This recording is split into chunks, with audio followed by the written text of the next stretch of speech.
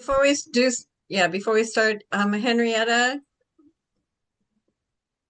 I let her in. Aaron, that was my Henrietta, fault. yes, they are the Theodora ladies. They just finished their test. That's why they are late for the Oh, meeting. perfect. Perfect. Thank you, Mary. That's Hey, um, thank you for hosting me again to share. I was invited, Karen and I had communicated by email because she attended something that I had presented at the end of last year for some of Love's donors with an update on what's happening in Sudan and South Sudan because the not only is the conflict increased, but the trafficking and oppression of the people there. So I want to share a little bit about just a site update about what's happening in Sudan now. If you don't know, Love's work is exclusively in those countries, and our focus is preventing human trafficking. We do that through education, protection, and economic development. And let me go to my next screen. The yellow dots that you're seeing are where we are situated. We lead an indigenously directed anti-trafficking network in three kind of unique spaces. But for context, when Sudan was one country, it was three times the size of Texas. So this is a very wide and far geographic region. So these places, even though they look so close to each other on this map, are very far from each other, in fact. And these regions were highlighted to us because when we first started working there in 2005, because they've been devastated by decades of war and instability. And they have some of the highest rates of trafficking and vulnerability in the world because of that, because of the ongoing conflict that has taken place historically and continues to take place. Right now, you really have to search the news for updates on Sudan, but both of these countries are experiencing a lot of renewed violence and instability. And so unfortunately, this is not going to be though I think anyone that is a part of the human trafficking 7 a.m. morning club knows that you're always going to have somewhat of a downer presentation, but this is going to be one of those because things are very tough. The conflict in Sudan has been raging since April 2023. I think I saw a report yesterday that it's now over 1,000 days of war and has since displaced millions of people, with women and children, of course, suffering the most, which is common all around the world. The current war is between the Sudanese Armed Forces, which is called the SAF, and the Rapid Support Forces, or the RSF. And the generals of both of those coalitions were once allies, but now they're enemies. And their power struggle has really devastated the capital of Khartoum, spread into Darfur and beyond. They use heavy artillery and airstrikes in urban areas, and civilians pay the price. The war really continues primarily because of outside global interests that are reportedly fueling the violence there, sometimes on both sides. They're being supplied weapons and mercenaries and resources to either side, the SAF or RSF. Countries like Russia, the UAE, Iran, and they do so, but those not exclusively, there are others.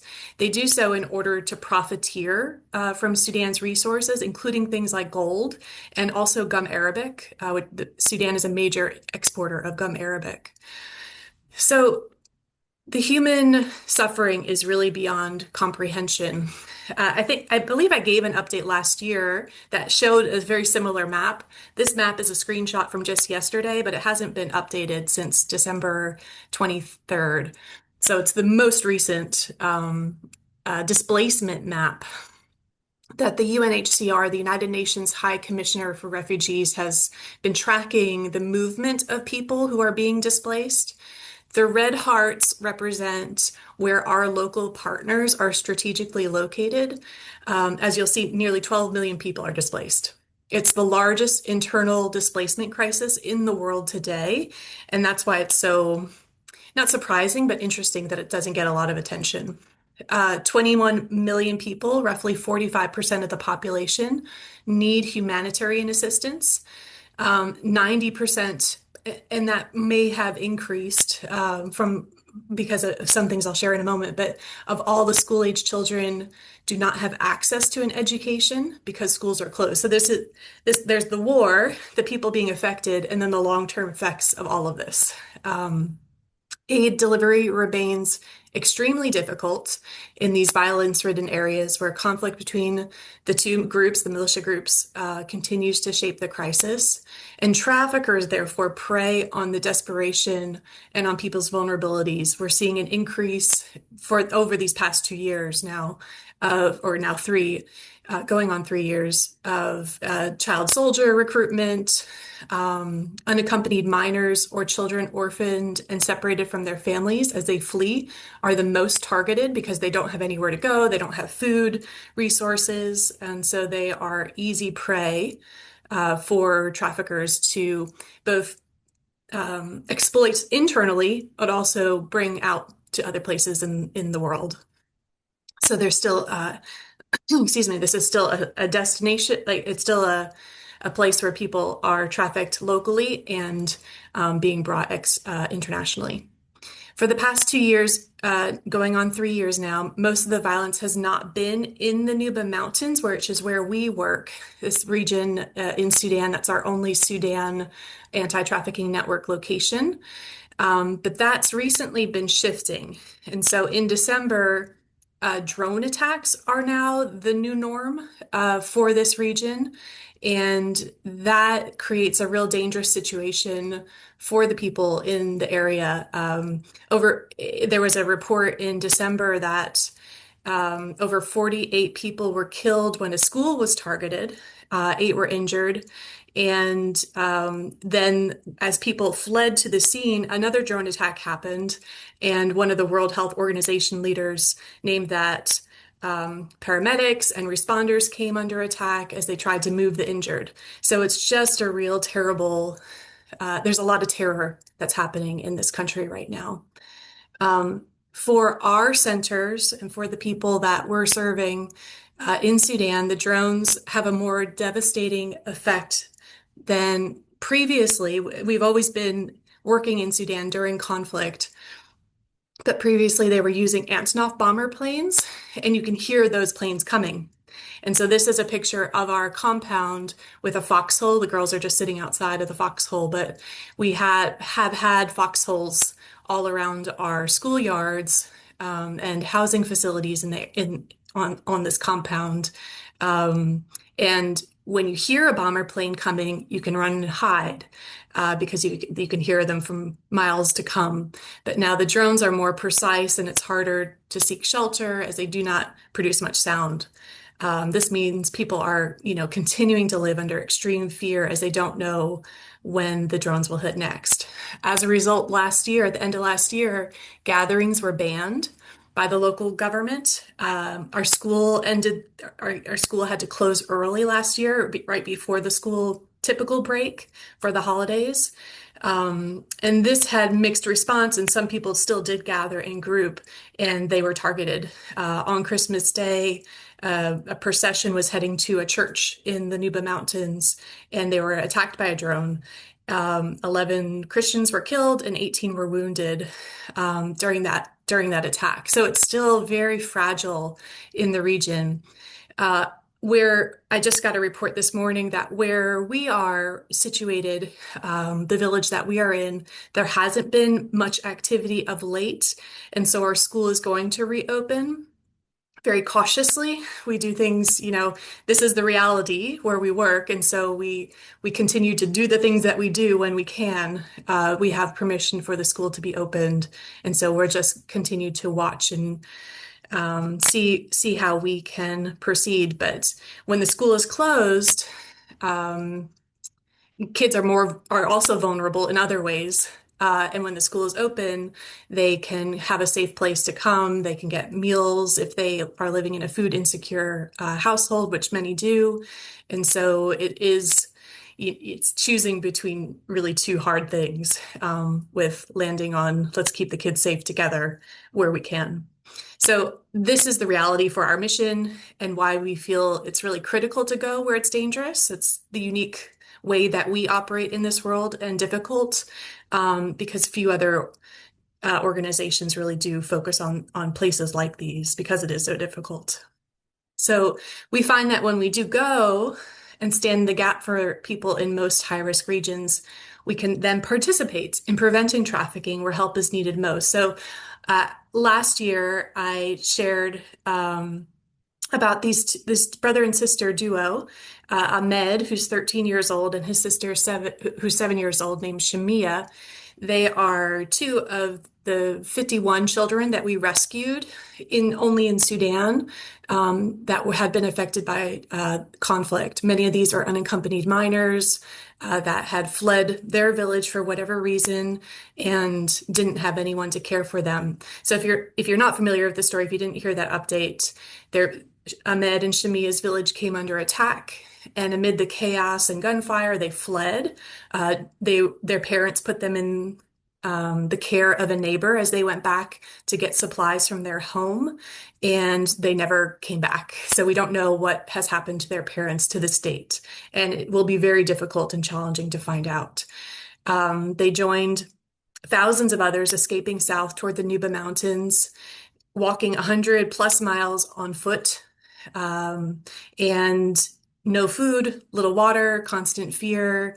The journey was really brutal. And when we first met them last January in 2025, they were living in a refugee camp. They were really struggling to survive among hundreds of unaccompanied children. And this was just before the major blow when USAID halted food and medical aid to Sudan, because USAID was one of the number one funders of resources for kids in this conflict area. So cut off another lifeline for millions in the country. Ultimately, that made starvation or slavery the only real options for survival for the majority. So it's just so desperate there. And after a year of safe housing, however, you can see the before, kind of the January photo and then the December photo. They've had safe housing, they've had education, they've had nutrition, and this is why we do what we do. For one of the reasons we do what we do is that now they are leaders in their school. Ahmed ranked 12th in his class, and Shamia was in position 6. So they're excelling despite the trauma and the effects that trauma can have on a child's development and brain. They're learning and they're excelling, and they have integrated really well into our home and network.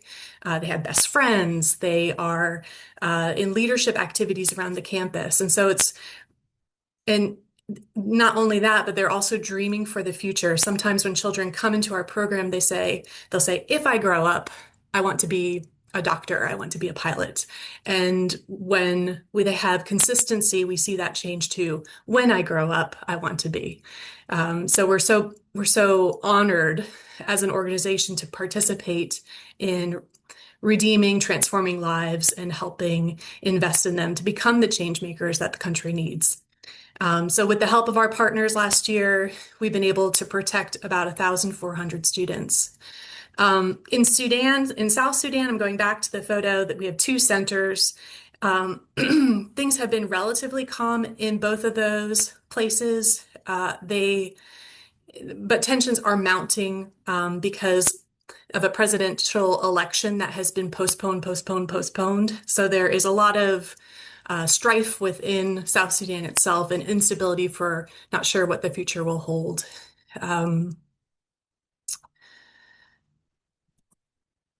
The urgent really needs of the people in the region are for food. Desperation among the masses is really unprecedented because of hunger. And hunger is really what we see. Hunger is the baseline for how human trafficking flourishes, because there's so much exploitation that can take place when people are hungry, and they'll travel, they'll lose their community, they'll be recruited as child soldiers or into other fields. Labor trafficking is a higher priority because there's a promise of food when they are recruited. So last year we did have some fighting outside of one of our safe houses. And it's just something that we continue to watch Everyone is safe now, but as you can imagine, the children in our programs in both places really are having their past trauma triggered with fresh fears and uncertainty. So it's a challenging time. We have a lot of hope for the future of what we are going to be able to do this coming year, because we had a lot of the United States come together to not only pray, but also give generously so we can invest in some special programs for these kids. But it's very challenging. So for the past, and there we could have a 3-hour conversation and still wouldn't scrape the surface of what's all that's happening. But I know time is short. So just to name, for the past 2 decades, Love has been going to these places because they are the most forgotten places in our world. There's few organizations working there because of the conflict. But despite it all, last year we were able to rescue 129 new children from both Sudan and South Sudan, shelter about 736 in 3 locations, provide education and nutrition and supplies and preventative medical care to 1,415 students in pre-K to 12th grade. We launched 23 alumni into leadership development, offered 31 scholarships for nursing school and for our alumni and teacher training colleges. And we were also able to provide economic development through jobs directly at our centers or doing contract work for us for special projects for about 544 local leaders. And as you all know, economic development impacts the family and the community. And so close to 5,000 more people were affected because of having economy. So we know prevention works. We know that prevention is important. We continue to press on and do the work in these hard places, but it is a challenging space for the people of Sudan and South Sudan right now. So we'll continue just to monitor and see how we can invest in this place. And I want to honor the time, but also leave some space for questions. Hi, Andre. I don't have a question, but just to tell you thank you for all you do. I am from Africa, from Nigeria, and ours has not really deteriorated to that level, but we already having that and feeling it already what's going on in Nigeria. So thank you so much. Thank you, thank you, thank you for all you do. I don't know what to say, but thank you. I joined in late, but what I heard, I think I might be reaching out for you. Maybe you come speak in my club as well. Great, thank you.